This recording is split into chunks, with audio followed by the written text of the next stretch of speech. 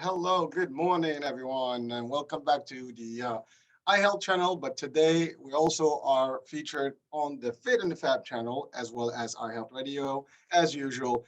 And we have a different spin and, of course, another different guest with a different topic. And our guest today is a special guest because he's also an author of a book. We've had authors, but he is also a sports person who worked for a few years with the St. Louis Cardinals, and we'll talk about that experience.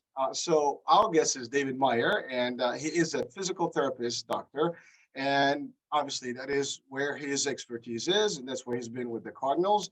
And since then, I mean, he's inspired a lot of folks and helped them, through their, I guess, physical fitness, and of course, what happens with fitness typically there's also injury. And so we will talk about all that. So without any further ado, I want to turn it to our dear guest, David here. Dr. David, tell us a little bit about, first of all, yourself, and then a little bit of, your experience, and we'll take it from there. Thank you so much again for having me on the show. It's great to be on so many different channels of yours and help out and inspire so many different people that experience injuries, both mentally and physically. So it's an honor to be here. And although you're in New Jersey, you're not quite New York. I won't hold that against you too much. And it's great to be here. So thank you so much for that. My background. So by trade, I'm a physical therapist, and I say that tongue in cheek because I've gone quite a bit away from the typical and traditional physical therapist role. I graduated from NYU in 2012 with my doctorate in physical therapy. And my dream was to work in professional baseball. That was the dream growing up as a 5'5" player. If you can't play, then the second best dream is to work there, right? So that quickly became the dream. And, I'll never forget, I was in NYU walking through the hallways, and I run shoulder to shoulder with my professor, who was a big mentor of mine, Kevin Weaver. And I asked him, "Hey, professor, how do I work in professional sports?" And he basically looks at me and he says, "Well, maybe you need to know the agents or this, that." And I went on this journey of trying to figure it out and decipher it myself, and eventually achieved my dream to work for the St. Louis Cardinals. And it was there that I realized and discovered that the mental side of injury athletes go through when they kind of experience an injury, or even as a fitness enthusiast, when you're injured and you can't do what you love, it's a big identity crisis. And so we have to find ourselves, and a lot of times it's a mental journey more than a physical journey. And so that's what inspired me to write my book, Injured to Elite. Well, so certainly, when you were growing up, you said you were obviously an enthusiastic of baseball, apparently, and you wanted to play, but that didn't happen. I mean, I guess there's some requirements for height or some as you said. A little bit. But you still made it, because again, that is a dream come true. And we often, in fitness, we try to keep people motivated about, if you have a goal, set it, go after it, make it work. So, you did set up a goal for you to be part of the baseball world, and you did. Yeah. And you've also, I'm sure, you've had a lot of, I guess, input and real impact on a lot of those players. Again, as you stated, both mentally and physically. And so we can break it down in two categories: the mental piece and the physical piece. Now, Yes. There is no physical activity that doesn't come with pain. I don't know if there's any, but I'm pretty sure that, we run, there's some pain there. Your knees, whatever. So baseball players, I mean, they go through a lot of, scrutiny, a lot of training. Yeah, especially this wing of theirs.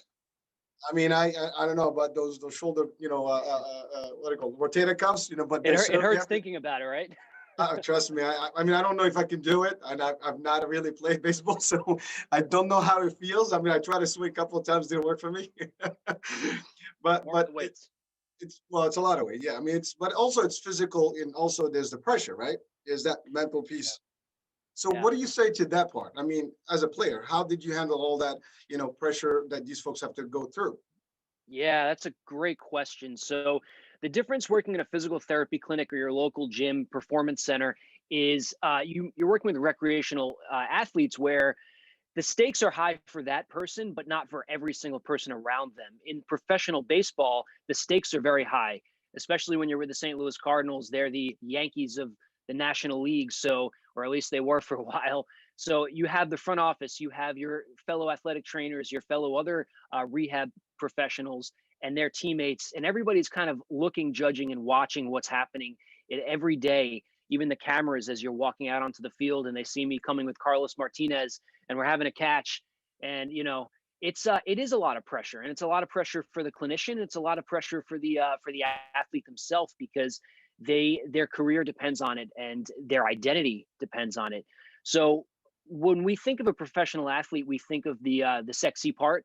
We think of the Lamborghini. We think of the three houses they have.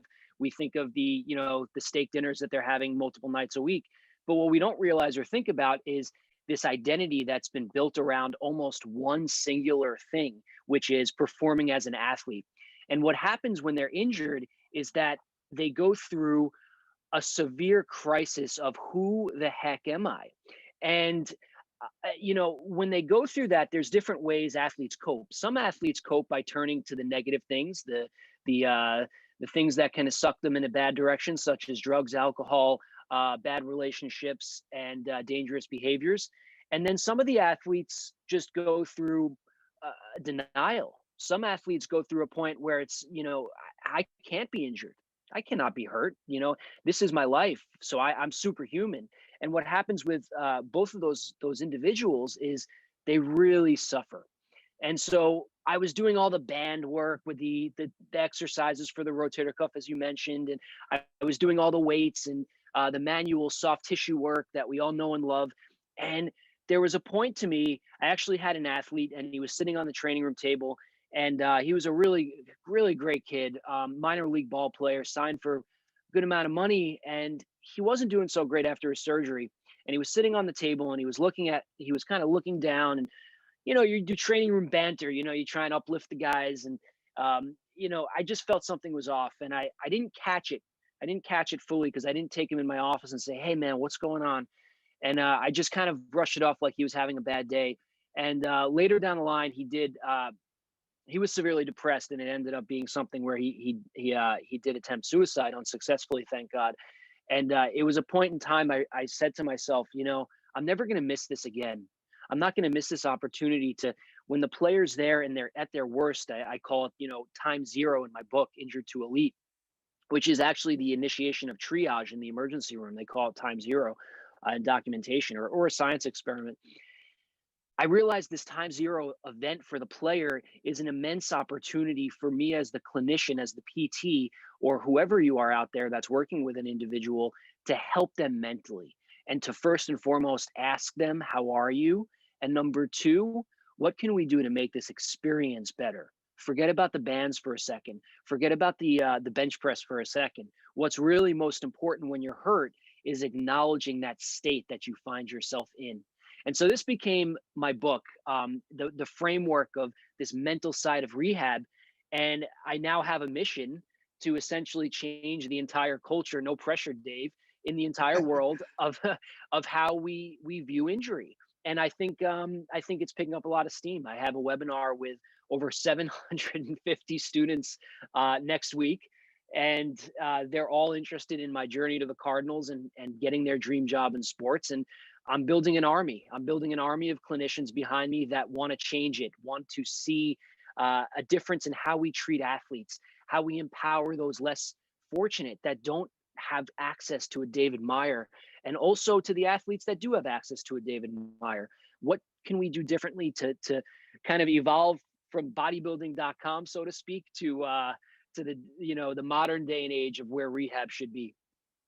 So what are the steps? I mean, obviously there's a lot of trust factor here because you're in charge of these folks and their health. Yeah. And so Yeah. so tell us a little bit about the steps that will take to get somebody to that level. Yeah. So, in the book, I just giving you a little breakdown of how I do it, because this is essentially the steps. The first section of the book is all about the mind. So I call step one, acknowledging the state that you're in. So what do I mean by that? I mean, if you look into some of the rehab programs out there, such as Alcoholics Anonymous, by no mistake, step one of it is oftentimes awareness. So for me, with an injury, it starts, not that it's an addiction, it's an external event that might have happened, but it's internalized. step one is acknowledging the state that you're in, meaning what just happened, where am I at, taking inventory, figuring out where you lie, and then step two is taking ownership. So I described step two as taking the driver's seat. There's, the most amazing podcast I heard with Tony Robbins and Yuri Levine, the inventor of the Waze application. And he talks about all his data points. The first iteration of Waze in Tel Aviv was an awful application. All it did is had, showing the traffic patterns of cars in what directions they were going as they tried to figure out the different roads. And I think of that early on in the rehab process of collecting your data points. But the only way you can do that is by taking ownership. If your clinician, your doctor, your surgeon, especially them, if you allow them to have full control, then you collect no data points on your own. You collect no awareness of where you're at. So step two is taking ownership. So those are the first two steps. And then we work more into the vision and the intention and the affirmation steps. You can't, he or she who aims nowhere goes nowhere. So if you don't have a direction, or as you said so perfectly, if you don't have a goal, then it's really tough to have a direction. So then step three becomes, where do you want to go now? Do you want to go back onto the field? Do you want to be the same? Well, if you want to be the same, that's going to be a really tough thing because your tissue is different now. So you either have an opportunity to evolve and grow or to wither away. So the intention should always be focused on growth. And what I discovered was a flexible mindset, or a growth mindset, that Carol Dweck talks about and Angela Duckworth in the book Grit talks about, is the difference maker.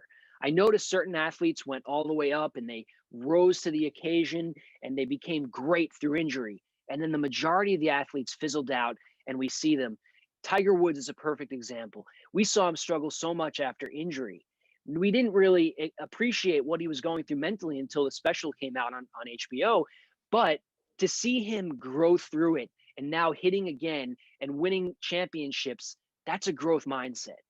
So the athletes that succeed have this ability to find adversity as a challenge to grow and to mold and be on the potter's wheel. So that step three is really important, because that's where we get the negative self-talk. We start having that self-dialogue of, well, I'm never going to be the same. I'm injured. And that's where the affirmation and the I call them a positive thought vaccine. And I swear I wrote this right before COVID, actually. And they're called negative thought viruses by some of my influencers, David Butler and Lauren Mosley, who wrote a book called Explain Pain. But I thought of this idea with my mentor, John Denny, who is a performance coach. We said, well, what about thought vaccines? What's a thought vaccine? Well, I said, sure. A thought vaccine is an affirmation, an affirmative statement of health. I'm healing. I'm getting stronger. I'm gaining muscle. I'm gaining, through this process. And bodybuilders know this really well. You want to have the mind-body connection, thinking about the muscle as it's working. Well, when you're rehabbing and your ACL is torn, as silly as it sounds, yes, think about the ACL getting stronger. And I had a podcast episode, Dr. Mark Hutchinson out of the University of Adelaide in Australia, who tells me, Dave, as a pain scientist, actually parts of our brain called the glial network, the non-neuronal structures, have a direct impact on our actual blood markers of healing immunity. So those out there that think it's hokey to think about healing, well, guess what? There's actual science and there's actual proof that our thoughts do help fight cancer. Our thoughts do help fight COVID. Our thoughts do help fight an injury. So if you're not doing it yet, now's the time to start thinking about what you're thinking. So the power of the mind over the body. I mean, it's Ooh. real, and the impact is tremendous. Ooh. Now in your world, you have to deal in two aspects. One, in general, before, so the preventative piece, right? Mm-hmm. So when you're training people, at least you do in the rehab with folks, Mm-hmm. there's standard stuff that is just to keep them toned and ready. Sure. And then you have the, God forbid, an injury happens. Now you have to really get them back in shape. Yeah. So how those processes are they very similar, or are they different? Yeah. To the extreme. Oh, they're very different. And most certainly, if you're an elite athlete, you're going to get hurt. It's unfortunate, but it's the oath you take. Randy Johnson, a pitcher with the Mariners and very successful, he wrote a quote saying, Every pitcher is going to eventually get hurt. So it's just the nature of athletics. And if you're a weightlifter, you're going to have that one injury. Usually it's on a bench press or a squat, right? And so Painful. yeah, it is painful and it's really frustrating because when you have your workout routine and that's your temple, that's your place of worship really for your body, that's a really tough thing. That's really tough not to be able to do what you love, especially when it's good for you. So preventative measures are very different because it has to be individualized. Every single human has some idiosyncrasies about how they move and how they think, and all these things affect their predisposition and propensity for an injury. So you need self-awareness. You need to know where your weaknesses are and you need to address them to some degree in your program. So if you're going in the gym and doing your 1 rep maxes every single workout, and I know some of you are out there, which I'm not trying to say not to do that, but make sure you're doing some level of accessory movements throughout your week. What are you doing in between your sets of your squat? Are you working on some mobilization and some Kelly Starrett stuff? Are you doing your own type of variation of a corrective exercise? And do you have somebody in your life? In chapter 4, it's 3. It's titled "Building Your Performance Team." Everybody needs a team behind them. Every athlete, you see a boxer go out onto the ring. How many people are behind that boxer? And you're like, who are these people? Well, some of them are hopefully their physical therapists. Some of them are their cut man. Some of them are their agent. And so you need your team. You're a boxer. You're going out on the ring. You need people behind you that are going to teach you and fill in the gaps and where you need to learn. So that's the preventative side. You need a team behind you, and you need to be the leader of that team. But from an injury management standpoint, like you said, again, really spot on. There are a lot of patterns that we see in human beings. And so unfortunately, there's a lot of constraints of healing early on. A lot of people follow a similar trajectory the first few weeks of an injury. I think where it really differs, excuse me, is the 6 weeks out when the standard healing usually occurs and the differences in the human being's biomechanical, uh, you know, differences, meaning their anatomy. That's when you need, again, that clinician and your own self-awareness of where you're a little bit weaker. We'll take an example. We take a squat. A lot of people have certain spinal posture that create more of a propensity for back pain with squatting. And we think of, we're on YouTube, so I'll explain a little more of a lordotic curve in the lower back. When we back squat, puts more stress on the lower back. Maybe we want to front load the squat in that situation versus backloading the squat. So that comes to the piece of knowing your body. But of course, the initial part of injury is going to have that inflammatory process that is so necessary to actually occur that we all run away from because we were taught in modern medicine that it's not a good thing when in fact we were given this superhuman ability to heal through inflammation. And I think if we allow the process to occur a little more, we might find ourselves in better positions. So a lot of people are afraid to get hurt. Yeah. And that's one piece to discuss. And then the other one is that a lot of people when they're younger, Mhm. they're not afraid to get hurt. They just don't get Exactly. Invincible. Superman. Or woman. exactly. So how do we, in your experience, how do you kind of give advice to folks to understand that yes, you're young, your body is Yeah. gonna be brilliant, but eventually it's gonna give, Right. and how to avoid that and not be afraid of it. Yeah, well, there's a quote, for in sports psychology, you don't ever want to tell a race car driver to focus on the wall, or else they're going to hit it. So, the idea here is not to be. So there's an image I put in my book that you could see on YouTube here. This is called it's a bell curve of the mind body sensitivity. And on one side of the bell curve, I look at it as individuals that are under sensitive, or meaning they have they're not listening to their body at all. And then on the opposite side of the bell curve, I look at it as people that are overly and they have a heightened awareness of their body, and they're the ones that are thinking about every little movement that they make. And so the rehab outcome I look at on that left side, the y-axis, bringing me back to my stats classes. And it basically, my findings are you want to be in the middle. You want to have the Goldilocks approach of just right amount of thought with it. So that's not an easy balance. And that is where the really good athletes separate themselves from some of the athletes that struggle to find find their balance of when is it too much and when is it not enough. And I'm all about incremental progression. So if you're a youth athlete, or let's say you're a parent of a youth athlete, and your son or daughter is 12 years old, and last year they were on one or two teams, and then next year 13th birthday comes and they're on three sport and three teams. Are you pushing your child, and are you pushing yourself too many marathons this year, where you just upped that intensity too much, and now your body has no ability to be used to that chronic workload, we call it. So now you have a high acute workload when your chronic workload was much lower. So you want to build this slow and steady over time, and it does start from a young age. And it's almost a high school athlete. If they didn't learn it as an adolescent athlete and a child athlete, they almost already missed the boat. So if you're a parent out there, especially that's a fitness enthusiast, which I know you probably have tons of, make sure that you're getting started at a young age. I work with young athletes too, and I coach them. And I coach them from a mental performance side. And the biggest thing that I teach them is to become Dave Meyer for themselves. I want them to be better than I am to treat them in a year or two. And so the key really is to learn it at a young age. And and if you're not at that young age that we all wish we probably had a few more years, then it's never too late to start. And start by getting somebody you can trust that can break it down for you. It could be the trainer at your gym. It could be somebody like myself.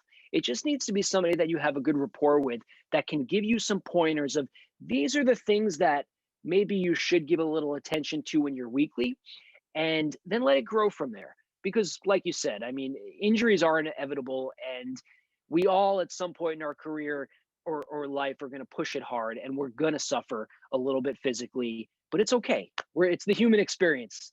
So So thank you, Dave. I mean, it's funny you talk about parents and kids and activities. and I have no business doing it. I'm not a parent. Well, hey, but I'm sure you've come across, folks Yeah. that may have that. But I had actually an experience recently. My son actually broke his arm, and which is pretty common. But Hmm. now there's that trauma piece, right? Yeah. So it's like, going back in a normal life, everything that was like, we're all afraid, like, he's gonna get hurt again. Sure. And so I'm sure whether it's an athlete, whoever it is, when someone gets injured, they have that trauma that they almost like trying to give up. That's it. Their life stops. You and your concept changes Yeah. that mindset, right? Yeah, it does. It goes into the fear. So we all learned. Um, I have a fear of flying. I don't like flying. I My don't mo- think anybody does, but I know some people that do, and I don't trust them. It's like people that like it when it's cold. I don't trust them either. But my mother, and that comes from me living in LA and Florida probably for a few years. But my mother was deathly afraid of flying. Uh, my father was sick, man. I should mention that I was inspired by all this because he had kidney disease. He had two transplants. First one in the wow. '70s, second one in the 2000s, and then a few years later, from the drugs, the immunosuppressives, he developed cancer, and he passed away. Actually, the year the Cardinals and the Mets played the NLCS, and then I worked for the Cardinals, and we grew up Mets fans. So strange story, but my mother never flew because my father couldn't, because he was sick, and we were in New York, so holidays were New York. Washington, D.C. was a heck of a treat, let me tell you. So my mother never liked to fly, and she had this fear. And after my father passed away, God willing, she found somebody, and he was a history teacher, and they traveled the world together. And she overcame her fear of flying. And my mother likes to tell me, she's not, she's not the most progressive with everything, but she likes to tell me, David, I was very much about mindfulness back in the day. And I'm like, really? And so even her and a lot of people are very intuitive with, you have to go into the fear. And I can't believe my mother broke through her fear of flying, and she flew literally the world before COVID, to Russia, to South America, to all over. And she did it, I believe, by doing one small thing, going into it. She literally went into the fear. So it's so tough. It's not an easy thing. And I'm not trying to belittle the process, but for your son and for you, for the family, and for everybody, you do have to take a second not to. There's a quote that my mentor always says: if you resist, it will persist. So instead of fighting the pain and fighting it and fighting it and pushing it and denying it, take that breath. I call it a reset breath, and we go into it a little bit. And I want to share it with everybody. So the first step is taking a heart mind focus. Okay, so we have the fear of the fracture in our arm, and we're going to re-break it if we maybe have a baseball catch or shoot a basketball or do some weight training. And you as the parent too has that. And I want you to take a second. We just bring our heart mind focus, so our mind around our heart. We just work on letting the thoughts pass by it, like Andy Podicone with Headspace talks about, right? Just let the thought pass by, right? Okay, good. So now we're focused on being present. And it's okay if it's a little difficult, but we're just focusing on that with our intention. And then the second step of the reset breath is a really good breath through the nose. So we go in through the nose and out through the mouth. I call it the mouth. And we are blowing the air out through pursed lips like we're blowing a candle out. So let's do it all together. We go.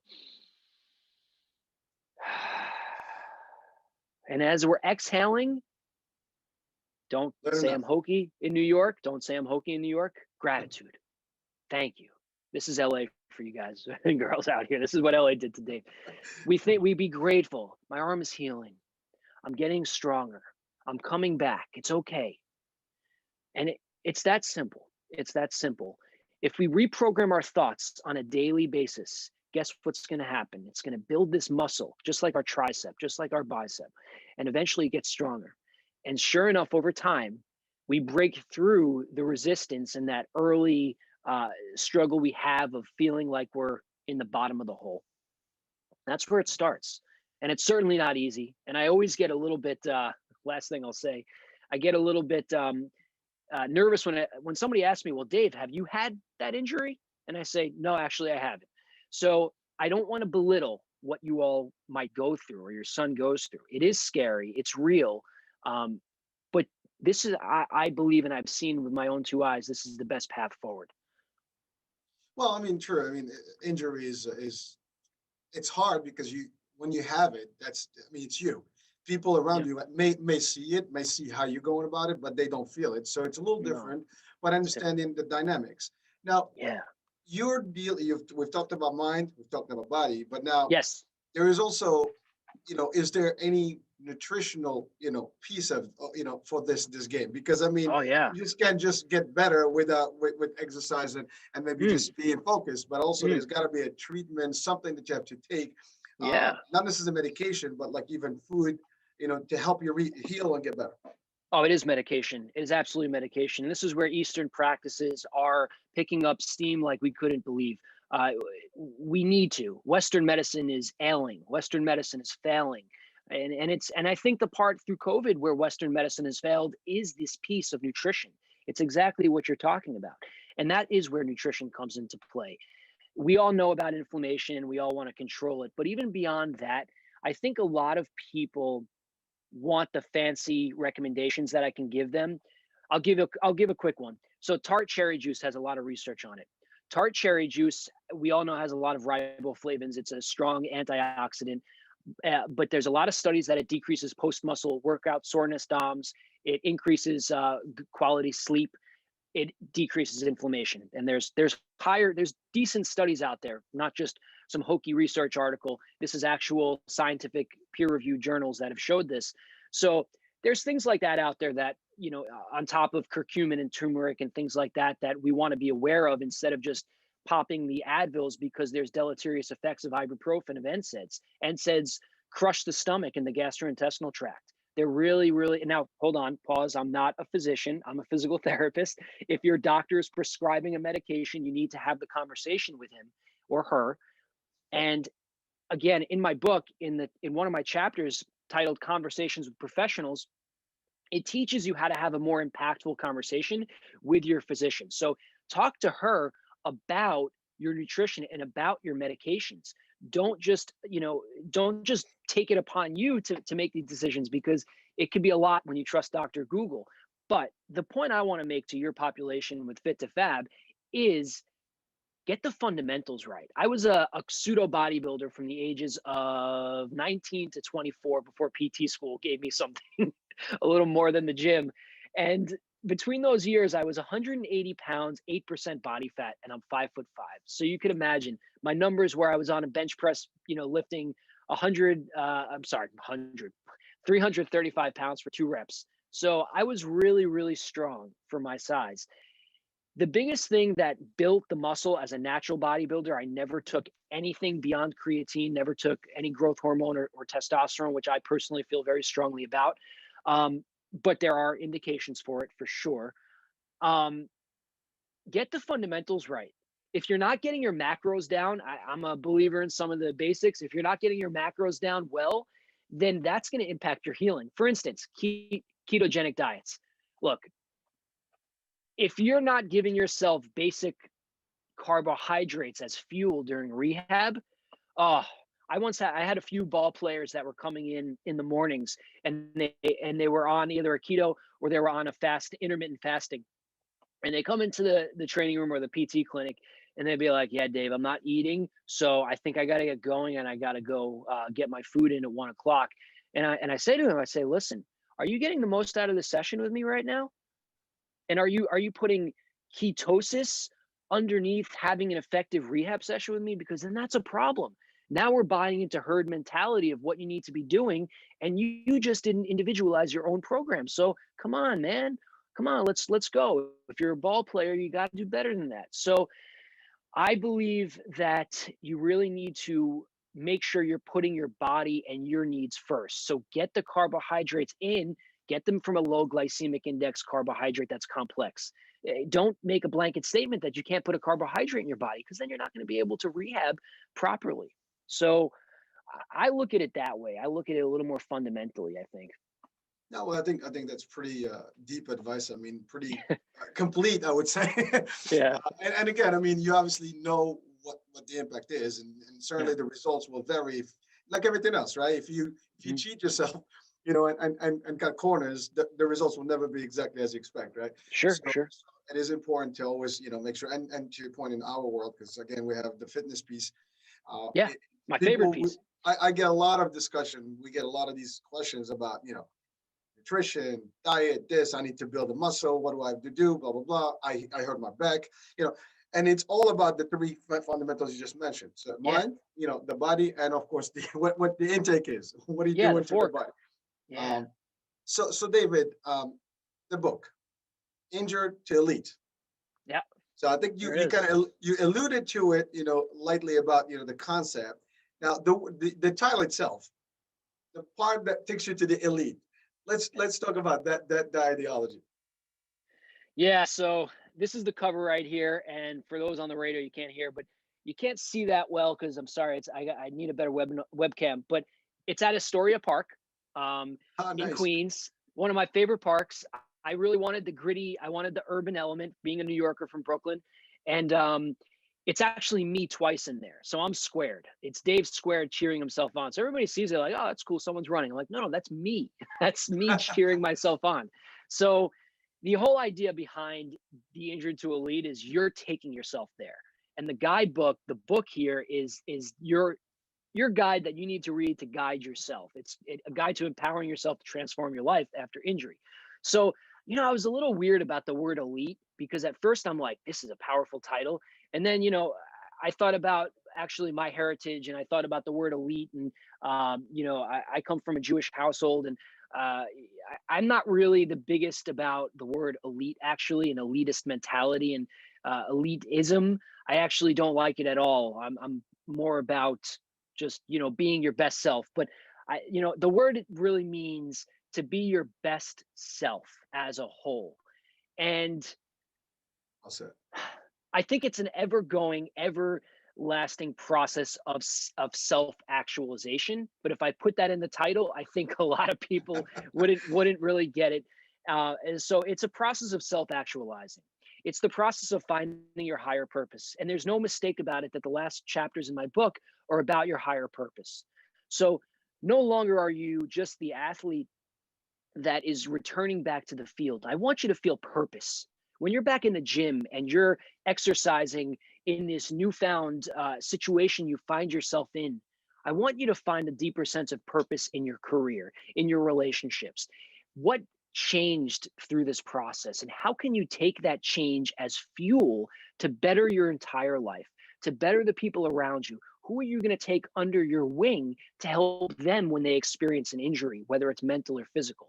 So for me, elite is really synonymous with higher purpose. And it's not, it's a little bit of a misnomer. It's not having the biggest muscles. It's not having the washboard abs.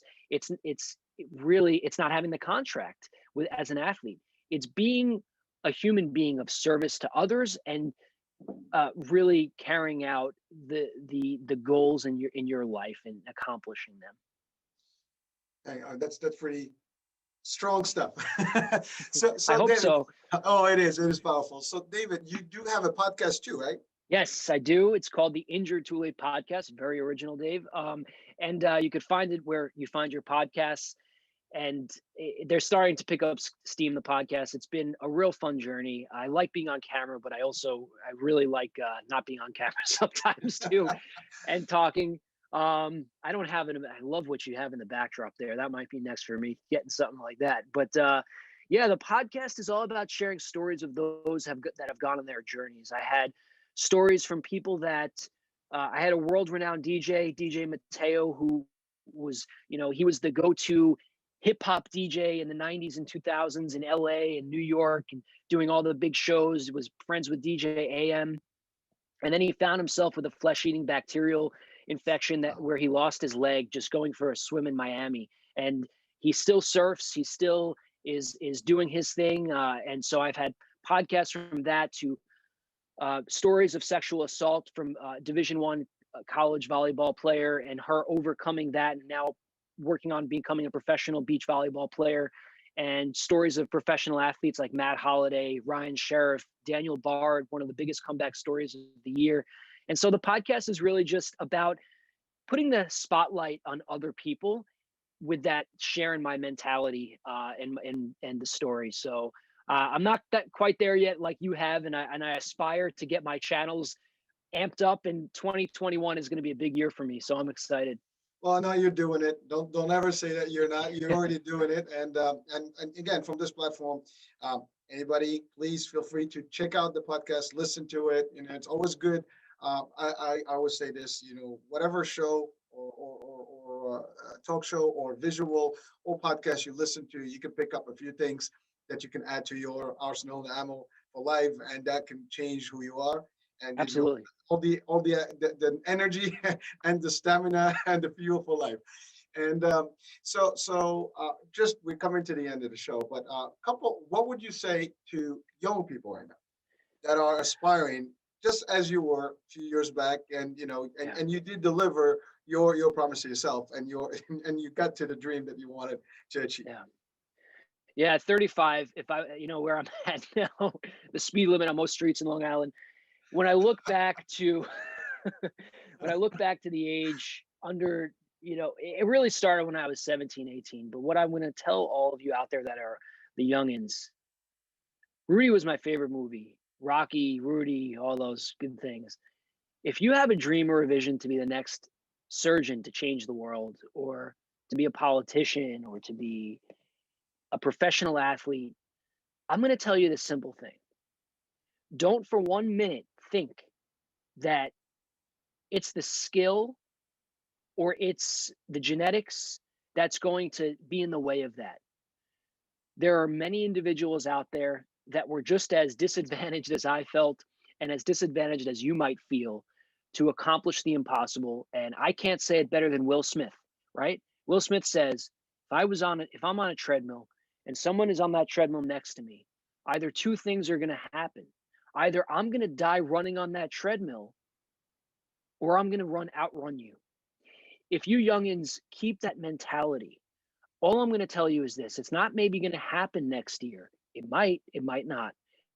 It might not happen in 5 years. But if you keep the mentality of grit and perseverance and passion, you are going to do every single thing you ever wished to do. I promise you that.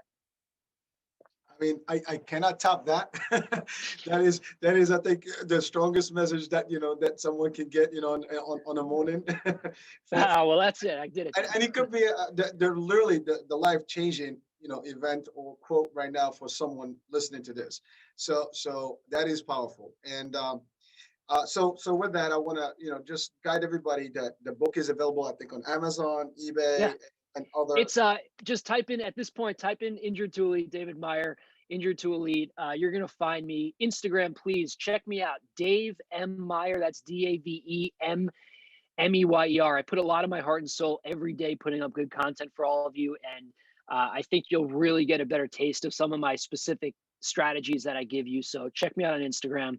You'll learn all about me. You'll get annoyed with me shortly, I'm sure. No, it's very powerful stuff. So David, I want to thank you on behalf of the channel, myself, as well as the audience and listeners. Thank you for the time, and really, I mean, I'm sure your time is very valuable, and we are on Saturday, Just a and week, just a Saturday with the fiance, enjoying the weekend, the cold weather. Get some good breakfast after this. all right. Well, listen, thank you for joining us and for the valuable advice here. And definitely, check it out. Check out the podcast. Check out the actual book. And again, for the description on David's background as well as his book, please check out the description on the show. Whether YouTube, Facebook, whatever you see this particular broadcast, take a look at it and then contact David for more. And that's about it. So on behalf of the iHealth channel, I had Radio, the Fit and Fab channel, Hurricane H here. Thank you very much for watching and listening, and we'll talk to you at the next show. Ciao, ciao.